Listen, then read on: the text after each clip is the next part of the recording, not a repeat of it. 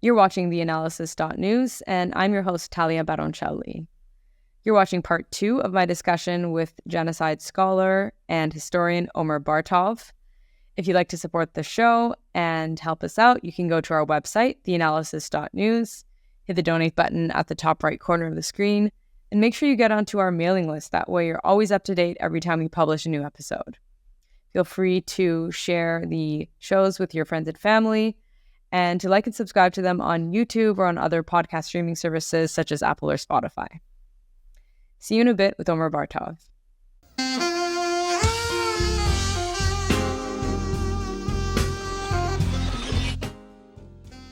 I'm very happy to be joined by Omer Bartov. He is a Samuel Pisar Professor of Holocaust and Genocide Studies at Brown University in the United States. He's the author of numerous books, including Hitler's Army, Germany's War and the Holocaust, Disputed Histories, as well as a book published last August 2023, called Genocide, the Holocaust, and Israel-Palestine, a first-person history in times of crisis. So I'm very happy that you were able to join me today, Omer. It's great to have you back. Thanks for having me. I wanted to move to the rest of the Middle East now because it's an incredibly volatile time. The top political leader of Hamas, Ismail Haniyeh, was assassinated in Tehran while he was visiting the newly inaugurated president, Masoud Pezeshkian. And after this killing, which Israel actually neither denied nor claimed responsibility for, but it's pretty clear it was them, Yahya Sinwar has now been appointed political leader of Hamas. So do you think his appointment, given the fact that he was behind the October 7th attacks on Israel, does that give Netanyahu another excuse to stop negotiating and to say that it's not possible for Israel to negotiate with the so-called mastermind of the October 7th attacks? Look, Netanyahu, in truth, will always find an excuse. He's smart enough to find an excuse. Now, he killed the main negotiator, as officials in Qatar said. It's very hard to negotiate when you're killing people you're negotiating with.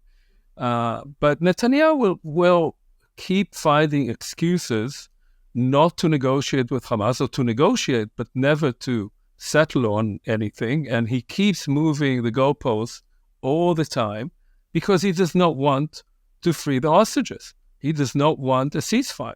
It's as simple as that. There's no beating around the bush. He does not want it because he has to stay in power. As far as he's concerned, if he reaches any settlement with Hamas, then his extremist coalition partners, those people we've been talking about, Smotrich and Ben Gvir, threaten to resign. If they resign, his government is gone. And then finally, there will be, first of all, an investigation, which he does not want to have, a state commission investigation of what happened on October 7th. He will not have it as long as he's prime minister. That's absolutely certain. And all the other charges that have been laid against him, including charges that have to do with Siemens, with the production of submarines, of bribery and all kinds of bad stuff that may well end him in jail. So he does not need that. Now, on the side of Hamas, indications are that Hamas wants a deal and that it is possible. The Americans have said that, the Egyptians have said that, the Saudis have said that, the Qatar has said that, everybody, and the Israeli military and the Israeli Secret Service, both the internal Secret Service and the Mossad, they all say right now, it is time now to have a deal, not only because we want to free the hostages, because it's the right thing to do, to free whoever is left alive, at least to let them go, not only for the moral reason, but also because this is not going anywhere. From Israel's own strategic interests to continue this kind of fighting in Gaza, which is the main reason for the complete mess now in the north of Israel, the destruction of northern Israel and the destruction of southern Lebanon. Entire areas have been burned down. Tens of thousands of people have left their homes. They have no jobs. They have no income. They have no homes. And all of this is because of the fighting continuing in Gaza. And now, with the Houthis involved, with the Iranians involved, with the militias, the Shiite militias in Syria, all of this is because Netanyahu will not stop the war in Gaza. So the assassination of Hania is just part of the story. And what is, to me, I have to say, astounding, because I listen to the Israeli news every day on the main networks. It's extraordinary how those who shape public opinion in Israel, and people watch the news all the time, of course, because they're terrified. They want to know what's going on, cannot talk about the larger strategic frame of what is going on. They cannot accept that, in fact, all of everything that is happening now, right now, not the Hamas attack, although you can tie that too to Netanyahu's policies, but everything that is happening now is simply because one man in power will not reach an agreement, will not free Israeli hostages, and will not stop the fighting in Gaza. And the entire region, with right now tens of thousands, hundreds of thousands of people suffering from that, and many more who may suffer at any moment, is because this one man will not reach that agreement. That is absolutely extraordinary. Well, is there any discussion in Israeli media, though, of this leaked report? I think it was reported in Haaretz in an Israeli newspaper of a U.S. official who said that Biden is incredibly frustrated with Netanyahu. He's saying, stop bullshitting me about the hostages, essentially implying that there's more than Netanyahu can do to reach a ceasefire and for the hostages to be released. It's been reported. Yes, it's been reported. But look, I mean, the problem here is, had President Biden in November or December last year done the following, had he said to Netanyahu, whom he has known for a long time but seems not to really understand, had he said to Netanyahu, look, you have to stop the war now. You have to reach an agreement and stop the war. If you don't stop the war, you're on your own. Fine. You are head of state and you can do whatever you like in your state. But you're on your own. You will not get diplomatic cover from us, and you will not get arms from us. Had he said that, the war would have ended. Now, there would have been a very high domestic political price for Biden. Not as high as he's paying now, of course, but he didn't know that. But there would have been a high political price. But had he done the statesman-like thing, we would not be in the situation we are in now, where the entire region now is on the verge of catastrophe because, A, obviously, Netanyahu has conducted this kind of policy, and B, because the United States has not put a stop to it, which it had in the past. There are examples, of course, of the United States saying to Israel, stop. And when it said so, clearly, Israel stopped. And this time, Biden did not do that. And the result is where we are now. So yes, this is reported in Israel. People have reported what Biden said, and they chuckle and they try to translate it into polite Hebrew or not so polite Hebrew. But they know that Netanyahu couldn't care less because there's been no sanctions. Well, there's a well-known example of the U.S. saying stopped Israel. I think that was in the 80s when Israel was involved in bombarding Lebanon, and it was Reagan who, I mean, none of us were there in the room, of course, so this could be embellished, but Reagan is reported to have said to Menachem Begin to essentially stop the airstrikes and the bombardment because it looks like a genocide or a Holocaust. I can't remember the exact wording, but saying you need to stop this now, and he did.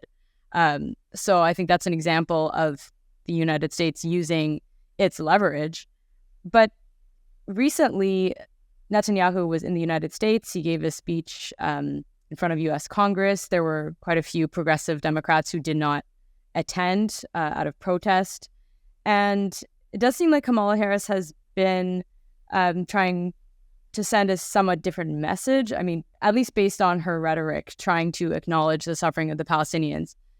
Do you think this particular attack on Hania, as well as on the second in command of Hezbollah in Beirut, killing Fuad Shukr, that this is trying to, I guess, impress upon Kamala Harris that she can't change policy if she were to be elected president?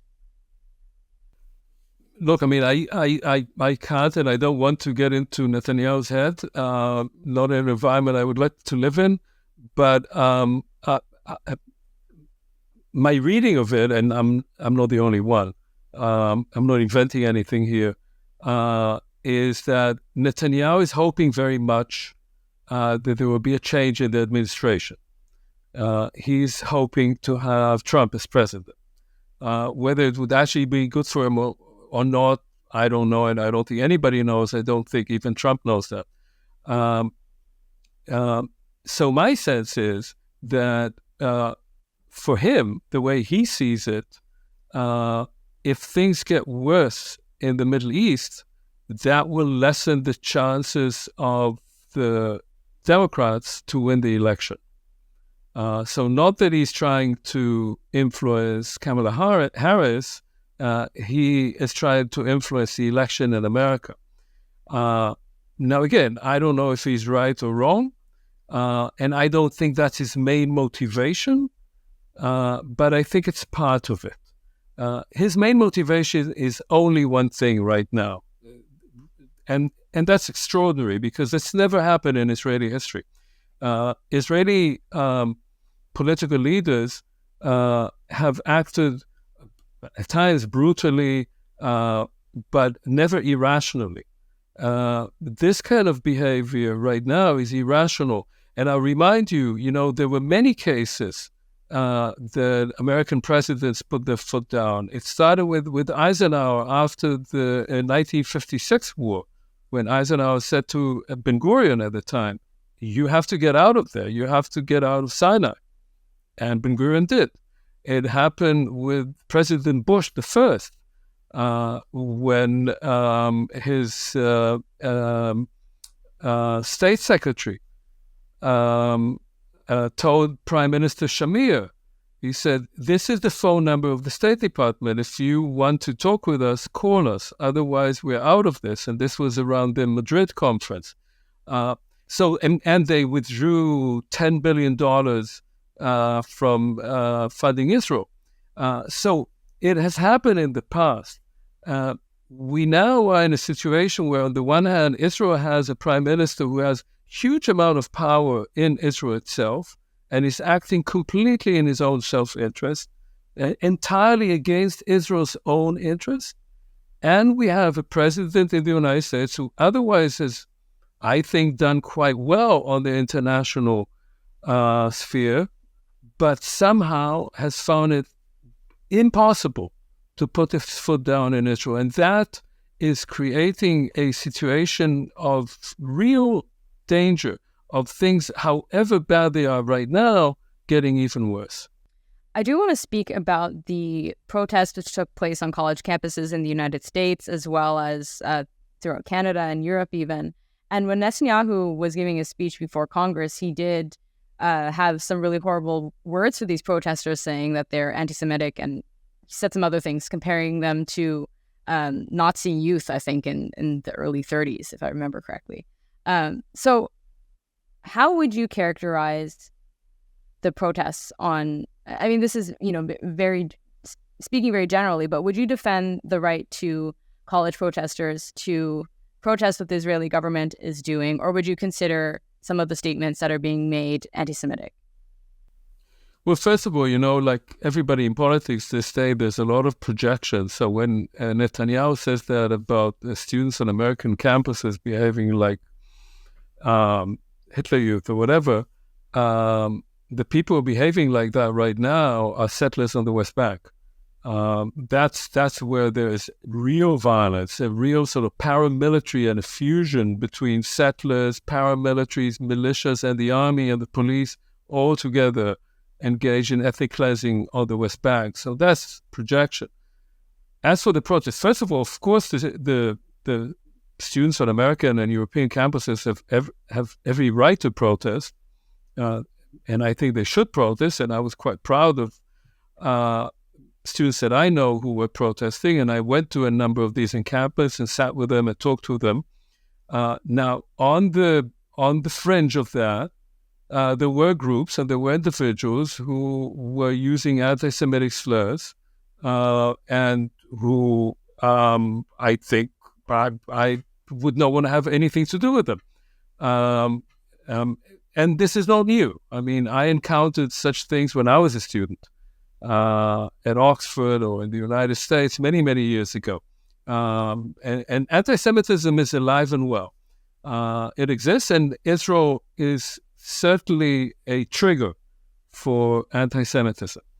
But the vast majority of the students who were protesting, I think, for two main reasons. One, which I think is quite altruistic. They were protesting because they saw what was happening in Gaza, and they simply were appalled by it. And they wanted to say this, we have to protest against that. You are killing thousands and thousands of women, of children, of old people, destroying an entire region. We want to protest against it. And the second, which is, I'd say, from a point of view of interest, they understand that they as American citizens and as taxpayers are complicit in these events. If you're a citizen of a country that is supporting another country in these kinds of actions, then if you don't protest it, if you don't come out against it, then you're part of it. You are yourself complicit. And so I think these protests were totally legitimate. And I think that the attacks on them, and that was in the United States, not in Europe. In Europe, they were actually also more effective in terms of universities, quite a number of universities pulling out of investments in Israel.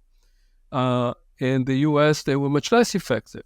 But the attacks on them, sending the police against them, besmirching them as anti-Semitic and so forth, reflected something much deeper in American society. They reflected the fact that many universities are heavily dependent on donors who have their own interests and who, under the facade of supporting liberal institutions where they support diversity and difference of opinion and so forth, racial diversity, ethnic diversity, gender diversity, everything, under that, there were donors who went to university administrations, as is well documented, and told presidents, you have to now send in the police and get rid of those protesters. And if you don't, then you'll be out of a job. Because those same donors are also sitting on all these boards and corporations of the university that appoint and fire university presidents. And university presidents, not all of them, but many of them, want to keep their very well-paid jobs. And so they sent in the police. And the interesting thing is that the only place where there was real massive violence, which was not police violence, was at UCLA. And at UCLA, the violence was not by the protesters, but by a bunch of hooligans who came from around the campus and attacked those students, with the police standing by and doing nothing until the next day they came, and then they broke up the encampment. So, yes, I mean, I think this was a good moment. I'm afraid things may happen again in the fall. And I hope that universities will remember that they are precisely the kind of sites where difference of opinion needs to be and must be expressed and not suppressed by bringing in the police. Well, the majority of the protests on U.S. campuses as well as on university campuses in Europe had a very concrete demand, and that was divestment. And I think in the United States, the endowments are just so much larger at these universities. So I think the protesters' demands for divestment was probably less successful there than it was in Europe. But I wanted to ask you about a very specific case in Berlin, in Germany, and that was at Humboldt University in Berlin. So the protesters there, they had an encampment as well as an occupation of a specific university building. And there were talks going on between the protesters and professors at the university and the head of the university, Julia von Blumenthal. And these were good faith negotiations which were proceeding. It seems like they were making progress. And it was actually the mayor of Berlin, Kai Wegner, who then called in the police to ensure that the protesters were forcibly displaced from the building and that the encampment was broken up. So I'm just wondering, these sorts of statements by Kai Wegner calling all of the students anti-Israel or saying that they're hateful towards Jews, saying that they're anti-Semitic, does this create actual anti-Semitism or play into anti-Semitism? Well, what I'm afraid of, I can't say much about what happened in Berlin. I don't exactly know what happened there, but what I can say is that, unfortunately, because in the United States, many of the identifiable donors, meaning donors who identify themselves as putting pressure on universities to break up encampments, to shut students up, happen to be Jewish billionaires who don't represent at all the Jewish community in the United States, but claim to represent it. Their actions will play into, they claim to be fighting against anti-Semitism, which is not the main feature of these protests at all, but their actions will play into an anti-Semitic argument in the United States that Jews are in control of higher education, of the administration, of all the strings of power and money in the country and so forth. So those donors who are drunk on their own power, I'm afraid, may actually, certainly if we end up having a Trump administration, will end up bringing out more and more anti-Semitism couched in the argument of anti-Semitism. People such as Representative Stefanik and so forth, people who their own roots are in prejudice and bigotry and anti-Semitism, who claim to be fighting it, and at the right moment will switch around and turn against the Jewish community in the United States. Omer Bartov, professor of Holocaust and Genocide Studies at Brown University. It's been really great speaking to you again. I hope we can have your insights on the show very soon. And thanks for joining us. Okay, thank you. And thank you for watching theAnalysis.news. If you'd like to support us, please go to our website, theAnalysis.news, and catch us next time.